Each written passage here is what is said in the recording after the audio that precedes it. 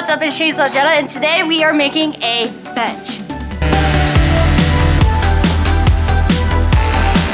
So this bench is very similar to my past bench with the two little bears on the side, and it said welcome.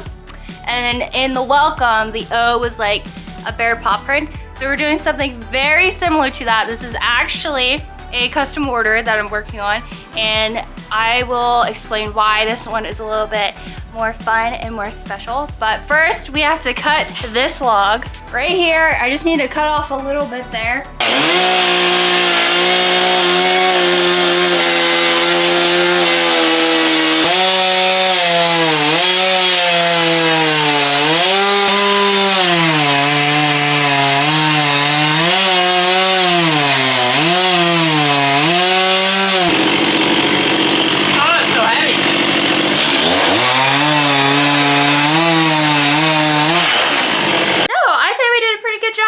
Cutting this? Yes, I did a lot. Decide. Stop! Okay, Ben, honestly.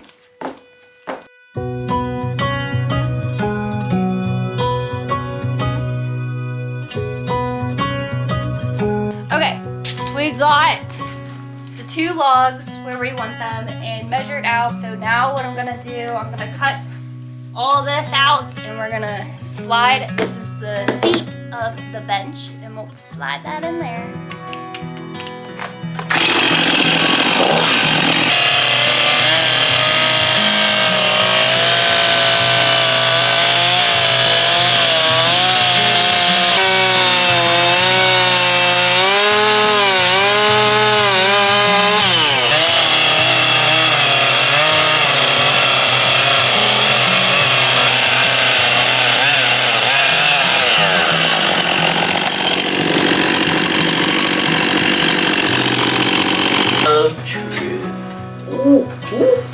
This is still pretty snug.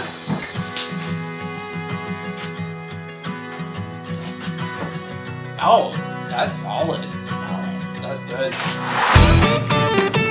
All right, so this is where we're at. We have the bench. This is a log. This is a log, okay? We have the seat and it's a couple inches in to both sides of the log. Now we need to do the backrest. In the backrest, the problem is that all of my slabs that I have are literally the same size, and for the backrest, you need the slab to be at least like halfway in between the logs. Does that kind of make sense? Hopefully that makes sense. Because you can't have the same size plank, otherwise it will never work. It will never work. Your seat has to be smaller and your backrest has to be bigger. What we're doing is we are cutting new slabs that we got from a log, and we're cutting them a couple inches thick, and that is going to be the backrest. So we're cutting all of this with our Grandberg mill saw, and a special thing just for you guys, if you order anything off from Grandberg, use the promo code ChainsawJenna for the promo code, and you will get 10% off. So let's cut this slab.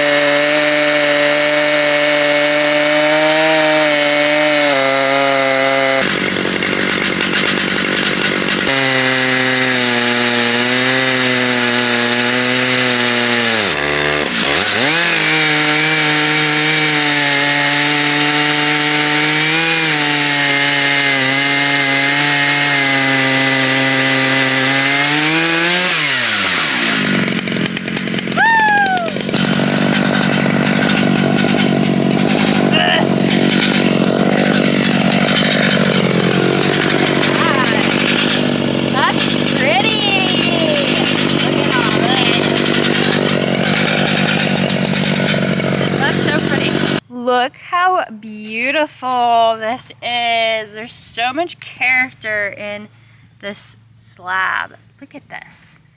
This is gorgeous.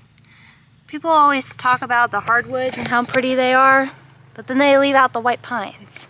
Don't leave out the white pines. Thank you, Granberg and MS881 for helping us cut this slab. Don't forget that you get 10% off your Granberg order if you use the promo code ChainsawJenna.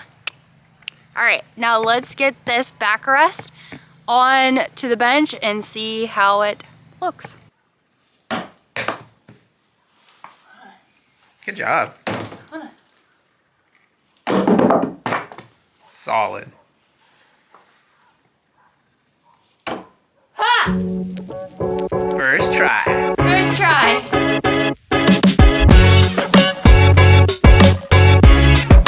So we left off where I threw the axe on this little cup. Don't worry, where I threw the axe, which was right here, all this is going to be taken off anyway. Whenever I was done filming yesterday, I like tell myself, okay, I'm done. And like I'll kind of do a little stuff around the shop a little bit, just like putz around a little bit. But I ended up drawing the backrest on, and this is what their logo is. So I guess it never really mentioned who this bench is for. It's for an adorable little ice cream shop down in Georgia called Scoops. And so I'm having two little bears I'm going to carve on each end of the bench, and they're going to be eating some delicious ice cream. It's really cute. It's all like swirly. It says Scoops. It's all fun and swirly, super cute. The only thing different about this is that the O's were actually like just like the other font here, like fun, circular, swirly. But the customer who is getting this bench, the customer who wanted this bench, she got the idea from my last bench video that I did. I had welcome with the paw print. I like to draw it out and then look at it and figure out, okay, what can I do different with it? But I've been fiddling around with this little cutie right here, just got his eyes in, and been doing the texture on his fur and stuff, and just having fun with it, honestly.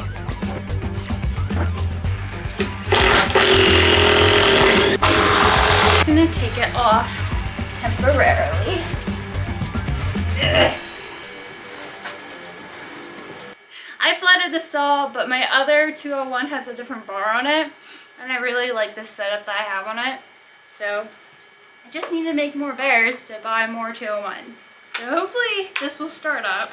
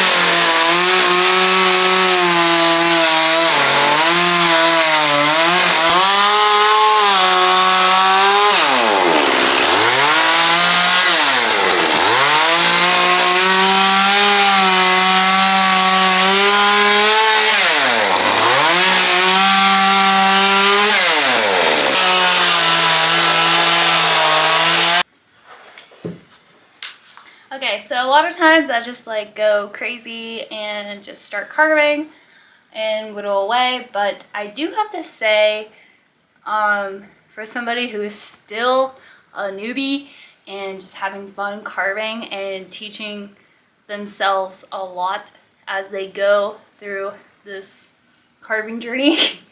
I must say that it is like easier to see stuff like when you draw it out. So I started drawing more because I thought I could just like go in and carve, and like the first step for me, like when I first started carving, like I would just go, not draw, not look at anything, just go and see what I can do, what I can come up with.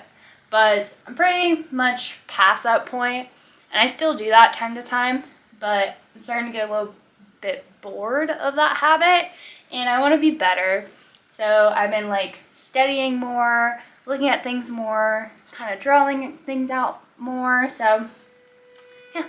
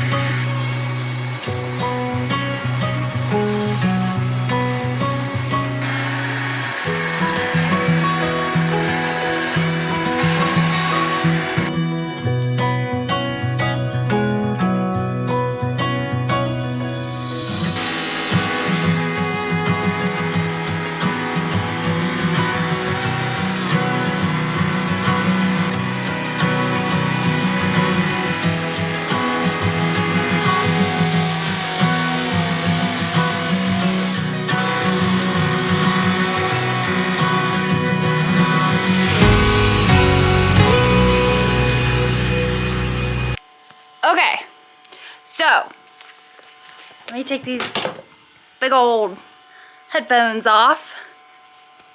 We got the seat all sanded down. I just did a rough sand with the angle grinder here.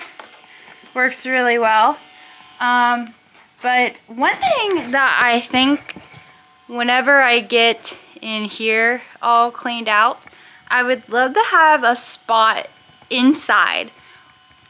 Hold on, you guys are so filthy, I'm sorry. I think whenever I cleaned up in here, get everything figured out where I want everything to be, which who knows when that will be, but I would love to have a spot for all of my slabs to be inside, because this guy was outside, the seat was outside, and it is really dry. It was super weathered, so with it being outside, it took a bit of a toll from the rain and the sun and all that, so I kind of had to bring it back to life with this sanding.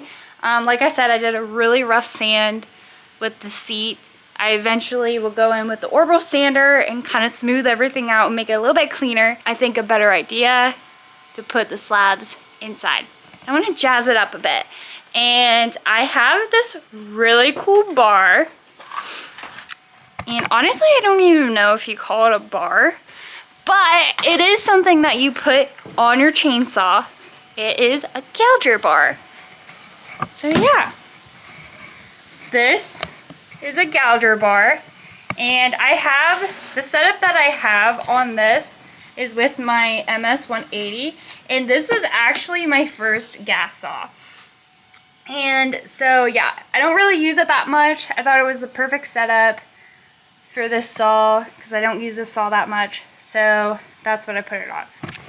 When you are running a gouger on your chainsaw, you do not want to put any oil in your saw. Don't put any oil in it because it will ruin this very, very, very expensive gouger. But there's actually a new belt on it, so thank you, Dad, for helping me with that. But everything else here, the teeth on it, you can actually, there's a little tool that you can unscrew the the teeth here and like rotate them. So if they get a little dull, you can rotate them. I don't know if you can see that or if it's blurry or not, but these are the teeth. So when it goes around, it catches the wood on these teeth here. And this is like a double gouger.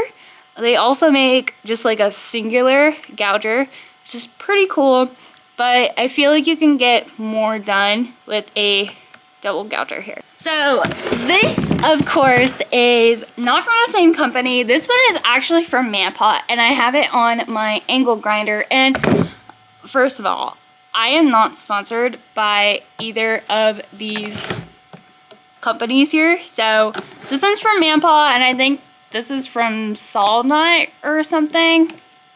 I can't remember. But Manpaw, this is like the singular gouger. There's only one wheel here. And this one, the saw has two.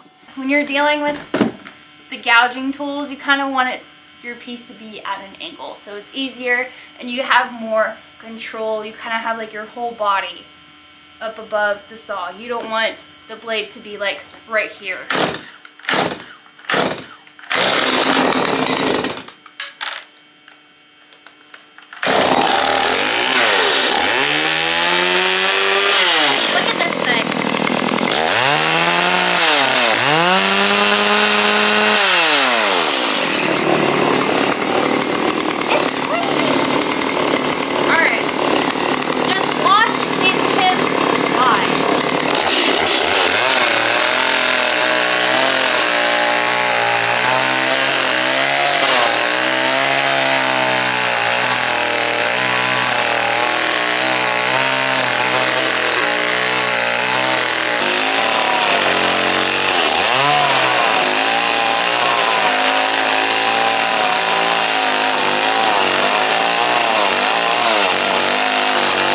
Let me show you, because my tripod is literally dying. Let me just show you what I mean by like fake bark look. So this is the perfect example. It kind of looks like fake bark, and when I burn it, it will really like look like it more, but it just adds so much to the carving. And it not only like makes fake bark, it's literally called a gouger. So be creative, figure out what else you can do with the gouging bark.